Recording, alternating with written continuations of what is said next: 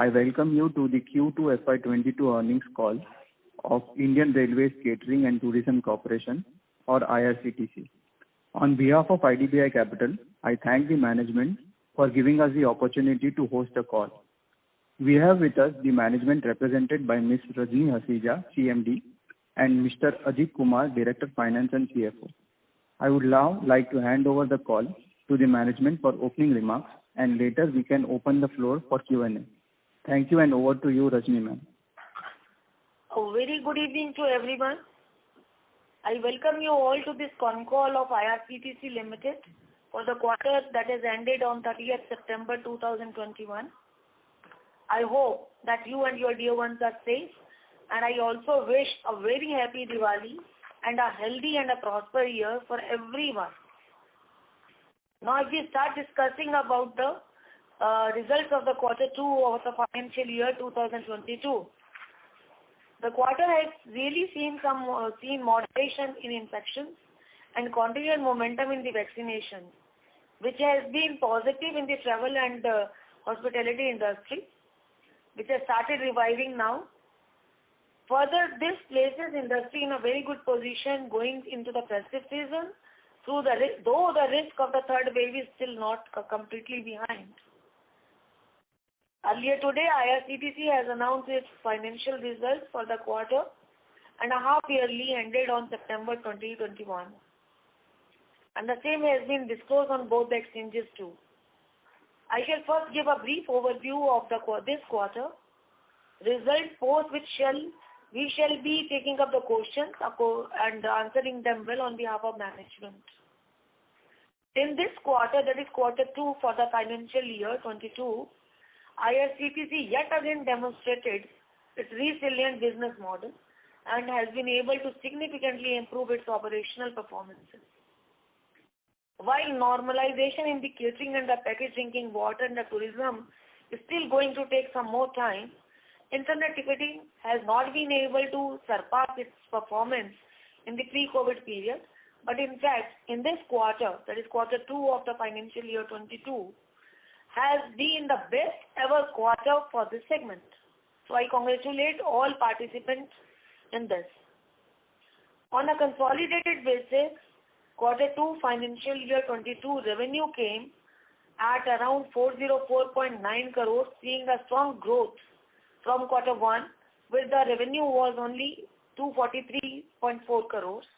So there is a significant improvement quarter to quarter, given that the quarter 2 of the financial year 21 had the impact of pandemic.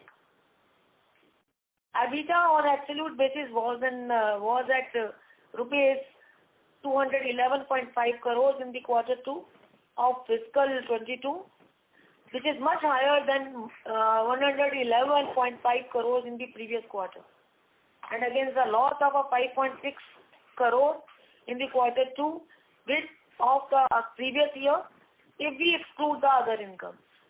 Similarly, EPS of 9.9 grew from rupees 5.2, earning per share on quarter to quarter, and against a minor loss in year over year. Importantly, both EBITDA and earnings per share in this quarter, that is in the quarter 2 of the financial year 22, has been higher than that in the quarter 4 of the financial year, fiscal year 20 level as well. With the resilient performance in this quarter, gradual opening up of the economy and the festive season, vaccination happening, I believe that IRCTC is placed very well to continue to demonstrate improvement in its other operational areas, and the performance is going to be better.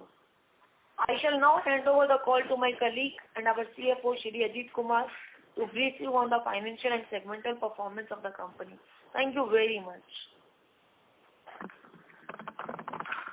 Good evening, everybody, and festive greetings to you and your dear ones. I shall first give a brief overview about Q1 FY22 results, post which we shall have the question and answer session. Q2 FY22 revenue saw a sharp improvement both on quarter-on-quarter and year-on-year basis. The revenue of rupees 404 crores grew by 66.4% quarter-on-quarter and by 3.6 times year-on-year, given that Q2 FY21 had the impact of the pandemic. Given that internet ticketing continued to drive the growth, as you know, it has the highest margin amongst the business segments. The EBITDA margin continued to make a new high and crossed the 50% mark and was at 52.2% versus 45.8% quarter-on-quarter, and compared to a minor loss in Q2 FY21 if we exclude the other income. Let us now move to the business segments of the company. The first one, the internet ticketing. This segment continued to be the most resilient business segment. Q2 FY22 revenue internet ticketing was at an all-time high at rupees 265.3 crore, growing by 77% quarter-on-quarter and significantly higher than rupees 58.3 crore in Q2 FY21. The growth was driven by both the growth in ticketing volume and in non-service charge revenues. EBITDA margin moved back from 80% and was at 83.1% versus 77.9% quarter-on-quarter and 58% year-on-year basis. The catering segment has maintained a declining trend in EBITDA loss. For Q2 FY22, the segment reported a very minor loss of just rupees 15 lakhs versus rupees 4.7 crore in Q1 FY22 and loss of rupees 33 crore in Q2 FY21. Rail Neer has also maintained the momentum in improvement revenue and EBITDA. The Q2 FY22 revenue for the segment grew by 41% quarter-on-quarter to rupees 41.2 crore and against rupees 9.2 crore in Q2 FY21. EBIT margin improved to 6.8% for Q2 FY22 versus 6.2% quarter-on-quarter and a loss in Q2 FY21. The tourism segment, which has been the most hit by the pandemic for us as well as the entire industry, this has continued to see muted revenue and this loss is at EBIT level. The cash and bank balances and net worth of the company as of the end of Q2 FY22 is rupees 1945 crore and rupees 1630 crore respectively. That brings me to the end of this opening remarks. Now we can move to the question and answer session. Thank you. Ladies and gentlemen, we will now begin with the question and answer session. Anyone wishing to ask a question may please press star and 1 on your touchtone telephone. If you wish to remove yourself from the question queue, you may press star and 2. Participants are requested to use handsets while asking a question. Ladies and gentlemen, we will wait for a moment while the question queue assembles.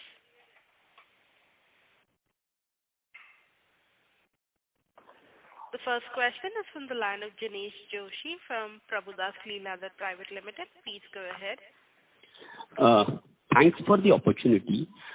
Madam, I just have one hypothetical question. I mean, if we assume that the decision to share the convenience fee had not been withdrawn, what recourse would we have taken? I mean, I want to understand, do we have the autonomy to take a price hike or charge on a per passenger basis? So just wanted your thoughts on that. Shall I answer now or you have something more to answer? I have a follow-up, but I'll ask that after you answer this question. Let me handle the first one. It is good in the interest of IRCTC that the decision of the sharing of the revenue of convenience fee has been withdrawn. But had that not been withdrawn, what we would have done? As we have been mentioning in various con calls, that IRCTC has been given a liberty to decide its convenience fee, the amount that can be charged. That amount in various conferences, investor meets also, investors have been suggesting that why not charge per passenger. At that time, management has been answering, let's not be that greedy. Secondly, we have also been given some dispensation to the UPR. where almost 30% transactions we are getting less of the convenience fee. So had the decision not been withdrawn, certainly we would have worked on those lines. And for that we needed to have a full board and lot many decisions to be taken, which would have taken some time at least. So that forum was open for us, for which we had already started working. The management had already started working on those lines. So that alternative was available with us. But at the same time, you never know how this is going to take a view. Because ultimately this was to be decided by a BOD, Board of Directors. So where various sorts of schools are there. So this was the option available for IRCTC. We were left with that option, either to increase the license fee. Actually, withdrawing the benefits to UPI we can't dream of, because it is our own indigenous product and we work in Atmanirbhar Bharat. Or we would have intensified other resources, which we are already doing, that you know that our dependency on the convenience fee resources is gradually improving, and our revenue from the non-convenience fee is also increasing. So our focus is already there on that. So such decisions don't impact destiny of the company. I think I've been able to answer, sir, your question. Yes, madam. Just one last bit from my side. There have been some media reports which state that this mandatory reservation facility in the general compartments, which was implemented during COVID, may not sustain completely and some rollback may happen. For instance, in 23 special trains, this reservation norm is not applicable. So do you expect a full rollback sometime around in the near future? I cannot comment upon that, but that this is inventory of Ministry of Railways. But if they have converted the general inventory into the second S, they are also gaining out of that. So I cannot comment upon the decision to be taken by Ministry of Railways. In the COVID time they have done that, but after COVID, when everything normalizes, whether they are going to retain this or not, we don't know. We cannot comment at this juncture. However, I can tell you that around 40% of our reservation is coming. The excess reservation is coming.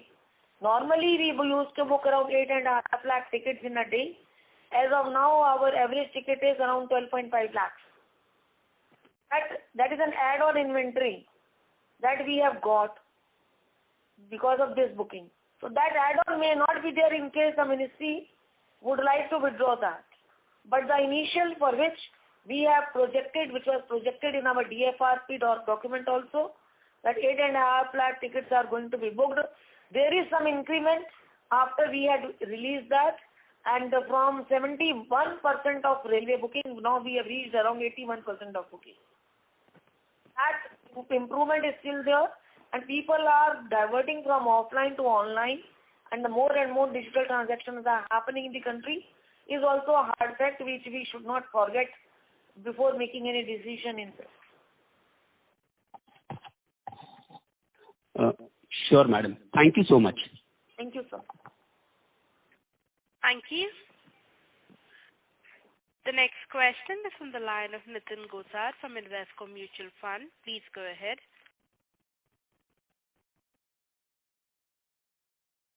Nitin, your line is in the talk mode. Please go ahead. Thank you for the opportunity. The question is also again on the similar lines on which the earlier participant asked. Can you help us understand what was Indian Railway or Government of India thinking while they were evaluating this proposal of 50% sharing of convenience fee? Nitinji, I may not be the right person to answer this question. I take your point, ma'am. Is this deferment of proposal to ask for 50% of convenience fee deferred on permanent basis, or how should we see this as an act? Letter received by us looks can be read like that, stands withdrawn. Okay, got it. And on this second class, which has now become a part of the reserved category inventory, how should we see this going forward? This will stay, or the normalization will come into picture and we'll start losing on that 4 lakh inventory that has got created additional? So it is very difficult for me to handle this because this inventory belongs to Ministry of Railways, where the general category has been converted into the reserved category. Since the people are opting for it, it means people have not denied it. And there is a comfort zone also involved in that. Earlier they were going with the lot of uncertainty. By converting this, the certainty amongst the people has also been created. There are going to be few takers who will like to continue in that. There may be a few takers who would like to have a general inventory. So perhaps at this juncture, this question cannot be answered by IRCTC. This is the excess rain that we could capture. And we could provide the environment and could make some good losses come up by facilitating those customers and providing them the inventory, maintaining the balance, reserve, etc., so that this booking doesn't go waste and we are able to tap in the form of a convenience fee through this. Fair point, ma'am. Just a clarification. So today we have an inventory available of 12.5 lakh per day. We have been able to book 12.5 tickets per day. Okay. The normal inventory in the reserve segment is 8.5 lakh tickets in a day. And average size in one ticket is around 1.7 these days. Earlier it used to be 1.9, but after COVID, it is 1.7. Got it. And for the quarter, what would have been the inventory, ticket booking or PNR booking for the quarter? Yeah, I'll give you the figure. In the quarter 2, the total ticket booked was around 11 crores. 11 crores, 22 lakhs, nearly around 3 point, average will be around 3.7, you can take it as 3.7 crores. And passenger traveled in the ratio of 1.7. Got it. And one last bit on UPI, you mentioned that we are right now not asking for any kind of additional charge. No, I did not say this. I said sorry, my reading was bad for UPI, instead of 15 rupees, we charge rupees 10 in sleeper class. And in AC segment, instead of 30 rupees, we charge 20 rupees in the case of AC class. So that is to promote Atmanirbhar Bharat and promote digital payments in India. Because we are a big gainer of the digitization. Perfect, ma'am. I think that's it from my side. Thank you.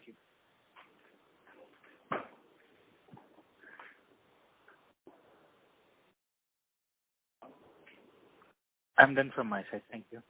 Thank you. Operator is disconnected. Can we have from the next question, please? Can we have next question, please? I think disconnect हो गया. अर्पित को phone. Thank you. She is back. The next question is from the line of Rahul Jain from Dolat Capital. Please go ahead. Yeah, thanks for the opportunity. I have a question that we have seen this massive swing in our stock prices, which I would blame to the investor community. But part of the issue on account of the input coming from Railway, Government of India on various elements such as convenience fee sharing and maybe merger with Quiz and Railtail, those kind of events. While I can understand your limitation, but what I essentially want to convey or request is that there has to be a faster and frequent communication or clarifications to avoid scope for such speculation, because essentially the business has a lot of dependency on railway, and what can kind of give us comfort that if such event happen, how we would be able to safeguard interest of the minority shareholders.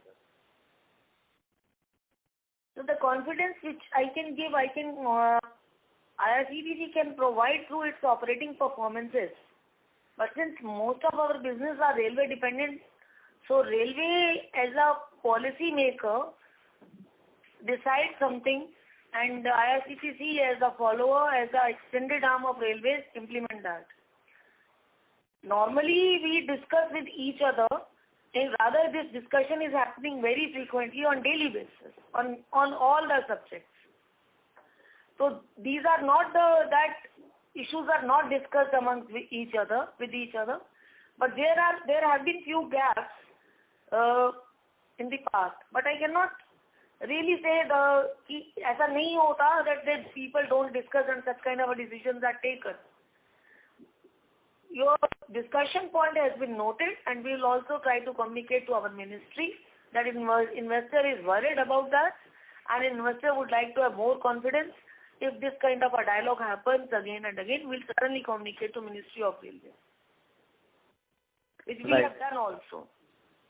Right. And what happens to some of the segment where, we are getting immensely benefited because of part of the railway ecosystem, but there is no revenue arrangement? I can understand in the ticketing, they have showed their interest, but of course it has been withdrawn. And in catering business, we are already doing it. In tourism, we pay whatever haulage charge and everything which is required. But in rail near business, again, there is no sharing as such. So what happens in case something of that sort is considered in that kind of a business at a later point of the time? And also, as you rightly said, what could you might have done in such an event in terms of pricing increase or UPI discount abolishing. But does that also somewhere imply that if we do a pricing hike in future, it may happen that it may come along with sharing with the railways, so eventually the benefit to the minority would not be any different? One is securing the interest of minority. Second is handling the expenses of IRCTC. The representation which IRCTC made to Ministry of Railways was on the basis of, one is of course was the investors' interest, and secondly the expenditure that IRCTC would like to do in upgradation of the site, because there are many things which we require to maintain this website, and the infrastructure requirement is huge. So if railway has given us this work, so railway has also saved. If 80% inventory is being booked through IRCTC for booking one ticket, railway might be spending, this was a very old calculation I have, more than 60 rupees railway was spending for booking one ticket. If the same work has been given to IRCTC, so you can calculate the amount of a saving which railway has done. It is the digitization that has really helped, and the infrastructure placed by IRCTC and the experience of IRCTC in the last 20 years that has helped in maintaining this infrastructure in a very conservative manner.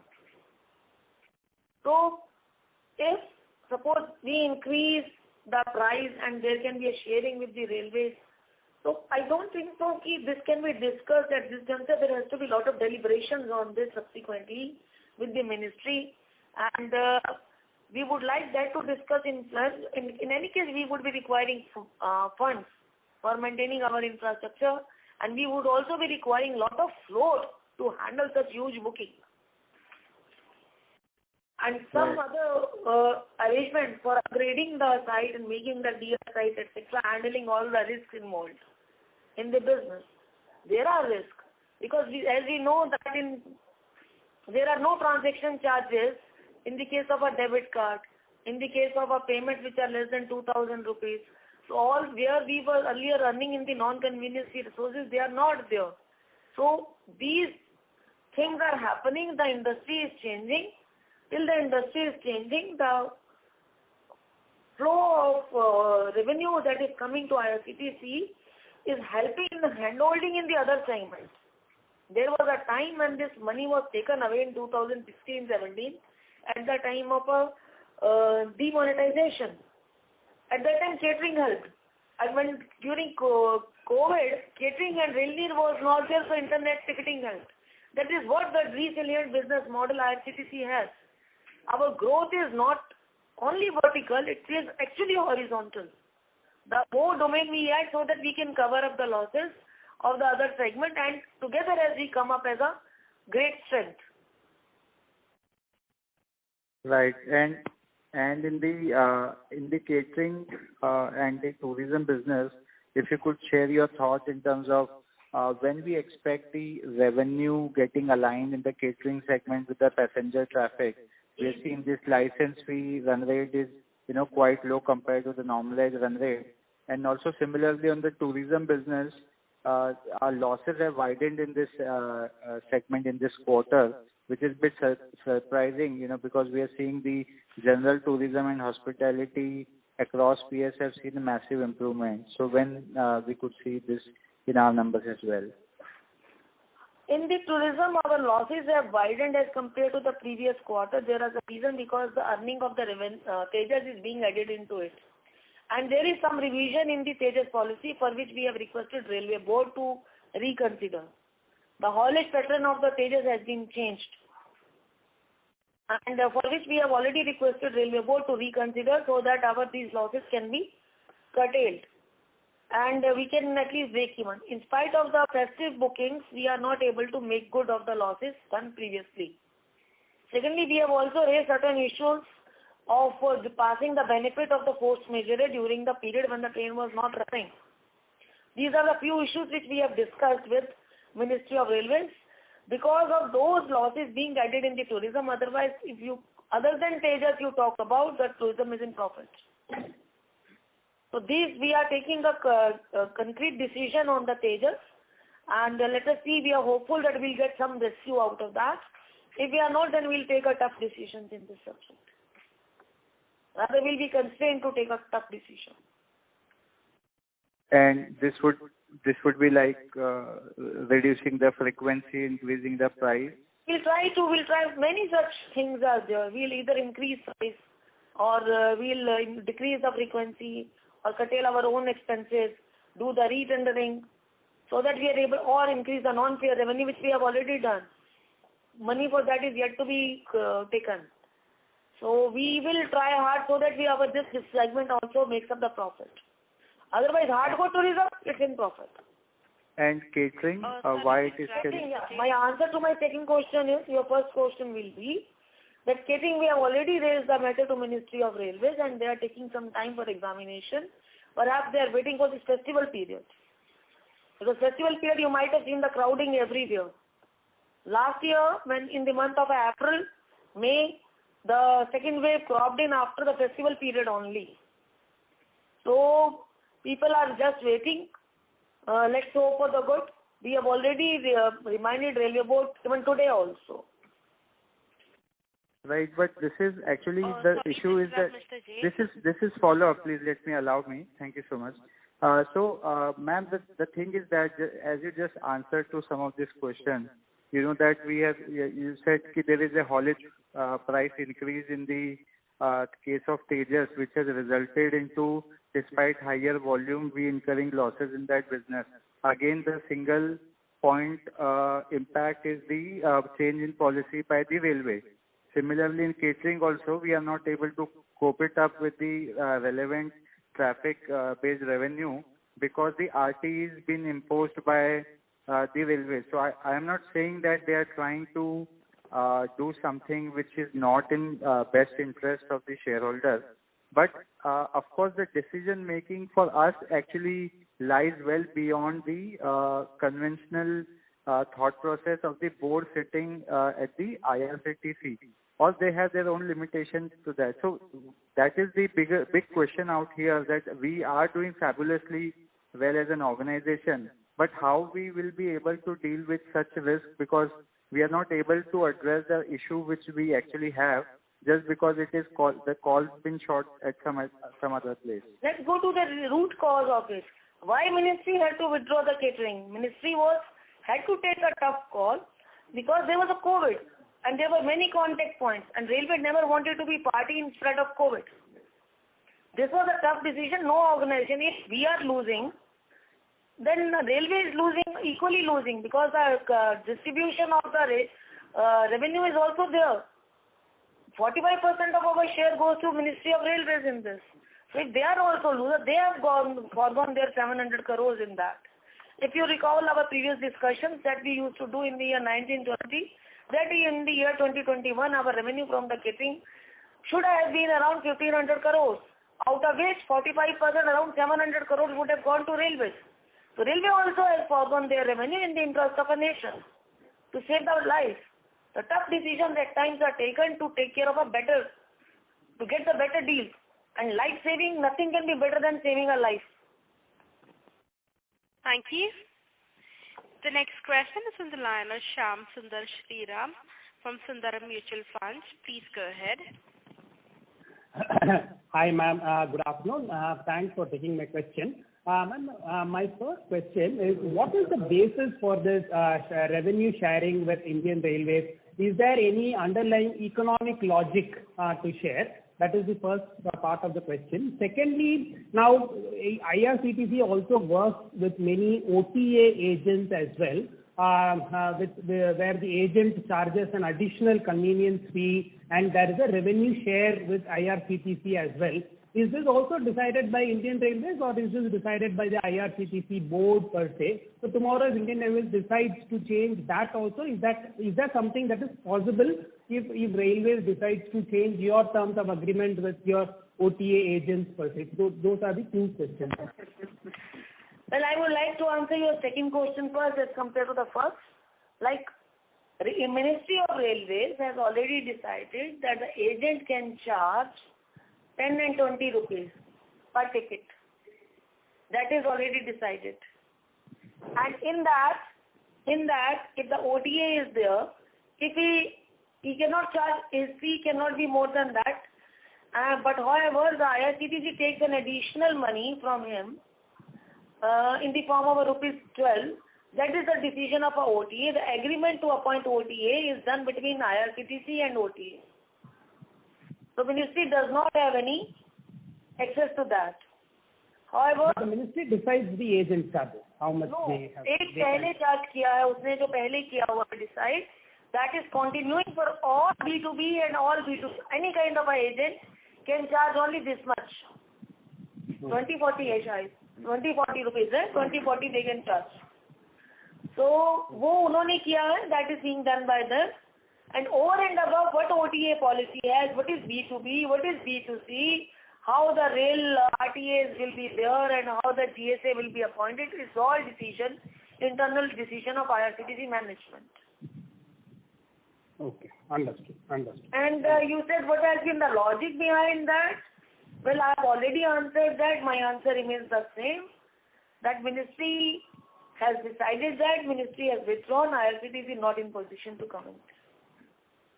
Okay. No, ma'am, I was just trying to understand, is there any economic logic in terms of, because we use by Indian Railways back-end reservation, so is there any sort of economic or a logic for IRCTC? Understanding that ministry has saved lot of money by doing the online reservation. If the work is being not looked after by them, IRCTC is also incurring lot of expenditure in maintaining the infrastructure.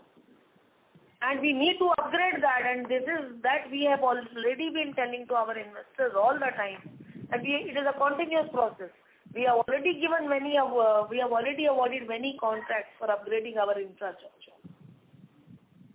Understood, ma'am. Can I ask one more question? You said the IRCTC has the wherewithal or the freedom to raise a convenience fee. Now, what factors that you will consider that will go into whether you have to raise the convenience fee? As in, is it a simple like an services inflation per se, or what will you consider? Yes, sir. Please complete your question. Yes, sir. Yes, ma'am. That is my question. See, there are many factors. When we will increase our license fee, first our expenditure becomes so much that we are not able to handle our expenditure under service. The revenue that we receive from the convenience fee is lesser than that. As of now, we are able to handle, so we don't want to put any burden on the customer. At the same time, we have to look the overall interest of the country, that is in the form of promoting the Atmanirbhar Bharat concept and creating our own gateway, etc. So as long as we are able to handle it well and add to good amount of revenue to our company, getting good profits, I don't think so there is any need for the management to increase the convenience fee. If there is some shortage, then management will take a call. Understood. Thank you very much. Those are my questions. Thank you. Thank you. The next question is from the line of Urmil Shah from Haitong Securities. Please go ahead. Yeah, good evening, ma'am, and thanks for the opportunity. I'll maybe try and channelize the discussion on the positives. So if we look at the internet ticketing segment, ma'am, in this quarter, it appears that not only the volume-based benefit has enabled us to do all-time high revenue, but even the non-service charge revenue has touched all-time high as regards the quarterly run rate. If you could throw light on the same. Yes. And also, how should we look at it over the next couple of years? Well, I can tell you that the convenience fee of this quarter 2 has been around 299 crores. Oh, quarter 2 is this.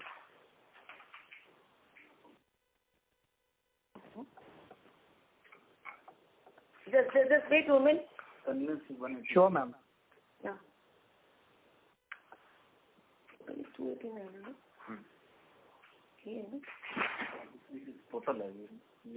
Okay. In the first half year, our total fee has been 289 crores. That is in the first half. Out of it, 104 in the first quarter and 185 in this quarter. Non-convenience fee, earlier we had 46, now we have 80. Out of which I can give you the sharing. All the time investors have been asking why the advertisement revenue from our side has been less. Let me tell you with the great pride that this time our 20 crores almost we have received through advertisement.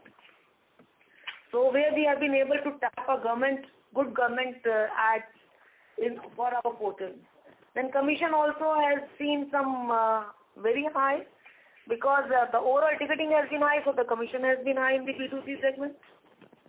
And AMC also, our AMC fees has also increased. So all segments, except for the SBI, where our offer was there that we will not charge revenue to some, has shown some improvement. So this, our focus is convenience fee. Yes, we have to tap that. But at the same time, we need to increase our non-convenience fee resources. So this is the positive side, and there is non-convenience fee has shown increase of 74%, whereas the convenience fee has also shown the increase of 78% over the quarter 1. Sure. Ma'am, while on a quarterly basis, we might have variation, but if I just annualize the 80 crores, that comes to around 320 crores on a full year basis as the non-service charge revenue. Would you say that is achievable in FY23 as a whole? We might have quarterly variation in this. लगता है हो जाएगा. Sure.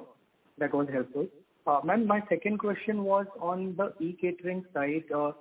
If you could let us know what is the kind of volume being done, as well as, as regards getting the aggregators, not the top two ones, but the smaller ones, to get the food options on board. Okay, I have a good news to share that pre-COVID, I think in the month of April and October 21, if I take the data, so our average meal booking has been, average meals per day booking has been around 24,210 as compared to the average of 21,000 previously. So the total value of orders was to the tune of 27.8 crores. And the aggregator which are live, around 10 in number, Rail Yadri, Rail Restro, Rail Resti, Zoop, Garg Rajdhani, OLF, Spicy Wagon, Komasam, Yatri Bhojan, etc. are there. Then we have around 1,000 odd active service provider vendors who are associated with us. And we are also in process of mobilizing our own food plaza and FFU people to be mandatory food providers for our trains, so that the facility is available in more and more trains. Last time when we were doing this earning con call, we had mentioned that we are going to put in our B2C agents in the e-catering. At that time only 2 were active, now 20 of such are active. And our number of stations where the e-catering is live has also increased to 252. So our revenue from the e-catering is increasing. Average meal order has also increased, but lot more to be done, which we would be doing. We are going for a massive kind of a promotion. We are also in the process of a tying up with the new aggregator and new vendors also. So you will see further improvements as the year passes. Ma'am, just a follow-up on that. As regards the 20 B2C agents, how many of them would be on the supply side? Or on the ordering side, we have never had any problem. But as regards providing the food options, how many of these B2C agents would be on the supply side? These B2 agents are not in the supply side, but we are going to have one B2C agent soon, whom I will not name, Sure. because our approval is yet in the process in a day, maybe in the next earning con call or investors meet. By the time the approval will be there, I would be sharing his or her name. There are operators in the B2C segment who have a ticketing agent, but they would be in the supply also. Rail Yatri is one. Rail Yatri is my catering agent also and the ticketing agent also. Right. And this Komasam. Komasam is my supply agent, but he is very less of a e-ticketing also he does. Similarly, we are going to have 2-3 more who have become our ticketing agent also, and will also be in the supply chain for the e-catering. So they are in process of tying up with the other hotel chains who can become. Ultimately, they book orders for those hotels and the supply chain for which we have already linked up and done one-to-one contracts. So they are gainer of our linking with them. Ultimately, IRCTC is gainer. Whether they earn or we earn, the earning to the IRCTC remains the same. Sure, ma'am. Thank you so much and all the best. Thank you. Thank you. The next question is from the line of Revant Shah from SBI Life Insurance. Please go ahead. Yeah. Madam, you mentioned that we are in constant discussion with Ministry of Railways for policy-related matters. So whether on this convenience fee circular which was issued by them, were we in discussion with them to understand the impact on our company, or were we left blindsided by them? Well, I am not in position. I will reiterate my answer. Sir, I am not in position to answer this question. I have already answered. And the good part of it is that the charges have been reversed, withdrawn. So let's accept the fact. Okay. Secondly, could you tell us on the developments of merger with RailTel and CRIS? Such things are decided by our body, DPAM. We have not received any official communication in this regard. Okay. And couple of more things. Could you provide any update on the privatization of trains for which we have won couple of tenders, and any update or progress on that? And also on our payment gateway application which was pending with RBI, could you give any update on that? Our payment gateway application, for that we have recommended changes in our MOA that has gone to ministry. We have discussed today also, and it has gone to the top authority. Once the ministry approves, then we would be sending to the rest of the approving bodies so that it becomes part of our memorandum of association as a main in the main object clause. After that, we would be applying to RBI for getting the license for the same, so that the payment aggregator services can be used. However, as far as the payment gateway is concerned, we can always use it. Okay. And first thing, and I forgot your first question. Can you please repeat, sir? Yeah. We have won couple of tenders for this privatization of trains. So private. Any update on that? Yeah. We have not received any communication so far. Perhaps we will get it by tomorrow or day after. Let's hear from them what ministry takes the decision. Okay. Thank you. That's it from my side. Thank you. Thank you. We'll move on to the next question. That is from the line of Bharat Parekh from CLSA. Please go ahead. Hello, can you hear me? Yeah, I can, sir. Yeah, good evening, ma'am. This is Bharat Parekh. I head the infrastructure research for Hong Kong headquartered investment bank called CLSA in India. I must congratulate you for the initiatives the management has taken to reach out to the market and improve the communication. So I think it's a great thing, and I must appreciate that. Also, I just wanted to ask you, ma'am, from an investor relations perspective, how do we reach out to the company? Because we have been writing multiple emails at investors and also other email IDs which is available on your website. But unfortunately, we are not able to reach, and also nobody picks up the landline. So if you can guide us, how do we reach out to you to understand your company a bit better? We have a defined investment relationship officer, Mr. Anil Sharma. So far, he has been using his personal email ID. I have noted your point. Very soon, we will be communicating and putting it on our website. That zero web kind of ID, which is universally accepted, which can be there permanently on the website, will be created, and the phone number of the person will also be mentioned in the site. So your points have been noted, sir. A good suggestion. Thank you very much for that. So right now we are emailing at asharma2490@irctc.com. Is that the one, ma'am? Yes, sir. It is the same. Anil Sharma is the person. Okay. Can you please give me your email ID, sir? You please share after this phone call. Maybe you can. My number is there. You can give me a message. I'll find out where these mails are going. हो सकता है junk में जा रही हो, कुछ हो रहा हो. Let me see my system. हाँ ma'am, so how do I reach you? That will be my pleasure, ma'am. Please आप share कर लीजिएगा अगर कुछ भी ऐसा है तो. We are here to sort out the issues. We don't want any investor to say this that his or her query has not been answered. That is so nice of you, ma'am. Really appreciate the thought process you have. Truly commendable, I must say. And would be my pleasure to reach out to you and be in touch with you and understand the company. Really appreciate it. Thank you, sir. Thank you. Thank you, ma'am. Thank you. The next question is from the line of Mayank Babla from Dalal & Broacha. Please go ahead. Hello. Yeah. Good evening, ma'am. Thank you for taking my question. I wanted to delve further in the non-convenience part of the internet ticketing. You said 20 crores was from the advertisements. Could you give the details of the balance revenue in that? Yeah, I'll read out for you, sir. In the first half year, I'll take the half year figure. Yes. Convenience fee has been 289 crores. Yes. And the service charges other than the iTicket has been 23 crores. Advertisement income, the advertisement income is actually divided into two parts. For our convenience, we have divided into the two parts because we are maintaining it like that.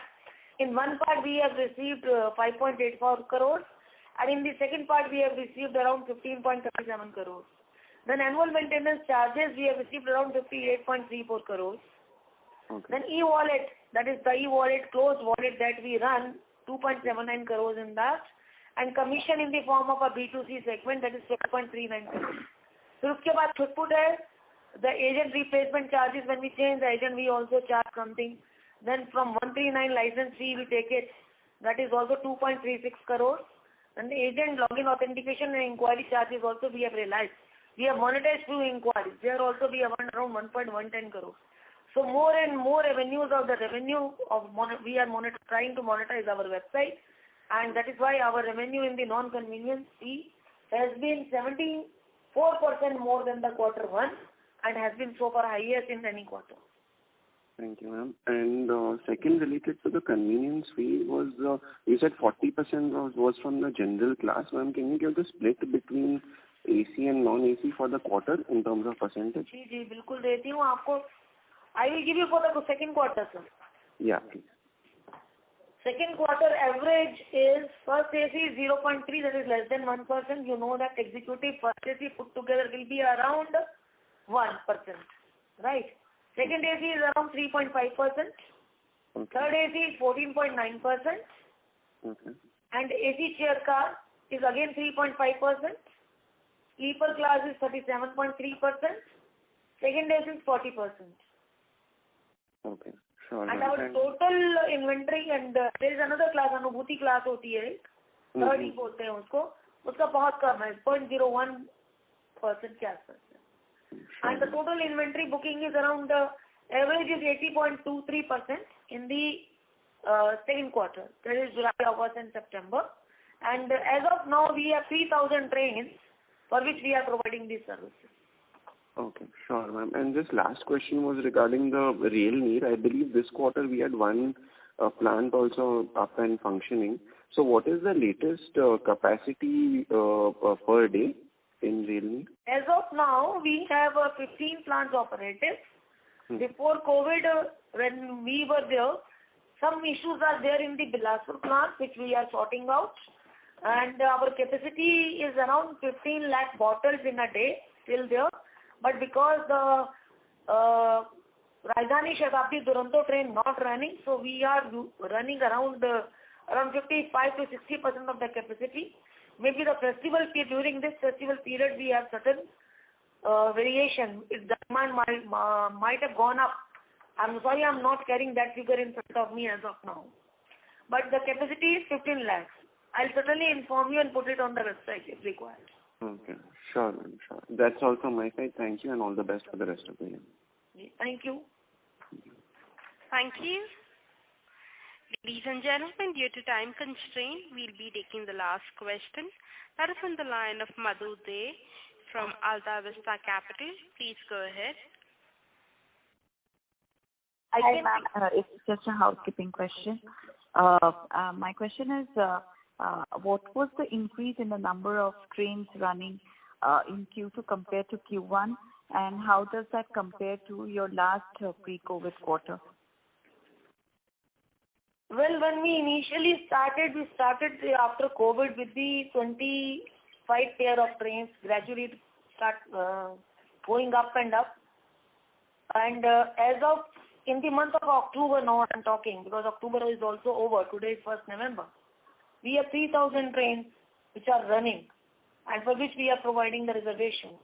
It starts coming up like this. In the month of June, it was around 2,500 trains. In July, it was 2,745 trains. Then again, August, the number of trains more or less same, 5-10 trains more added. In September, again, festival trains have come up. So you have 2,900 trains, 2,949 trains. Now in October, you have 3,019 trains. So I think we have reached almost, as far as the reserved accommodation is concerned, in the form of a special train, near to normalization with 10 or 15% short. So when do you expect the full catering services to start, and what percentage of these trains you are offering catering at this point in time? The train where you provide these services and where catering services and where you provide the reserved accommodation cannot be actually compared.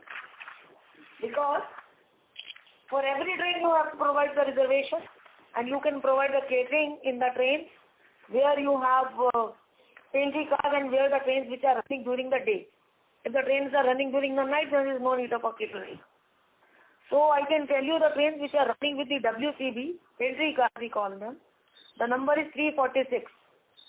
And train where we have a train side vending is 288. So the total number of our trains is 634 against the 500 odd trains. I think last quarter when we had discussion, we were running around 550 such trains. Now they are 634. And most of the trains are having contract. So we have been able to place for all of them. Even the short-term contracts are also running. We have been given all trains on the contract. Except 4 trains which we run the departmentally. Because there's one litigation going on and we have to handle that.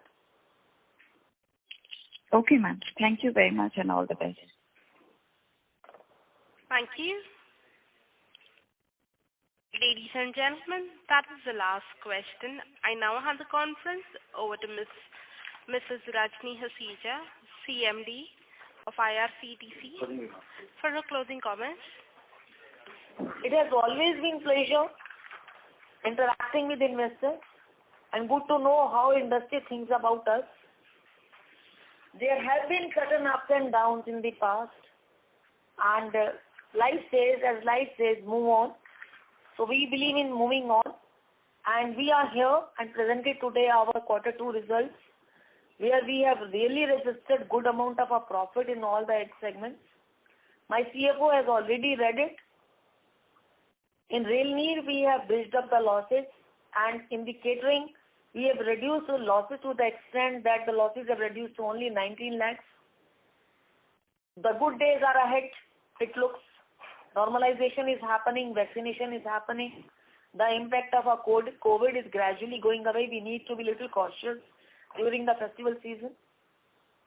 So I hereby close saying that in the tourism sector also, in the hardcore tourism, we are really doing fantastic.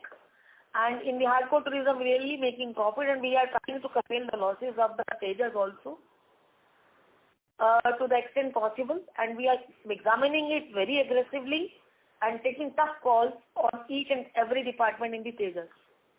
With this, I finish my words here and wishing you a very, very happy Diwali. Maybe the next year after Diwali is very, very happy and healthy for every investor, everyone in this country. Thank you very much, sir. Thank you.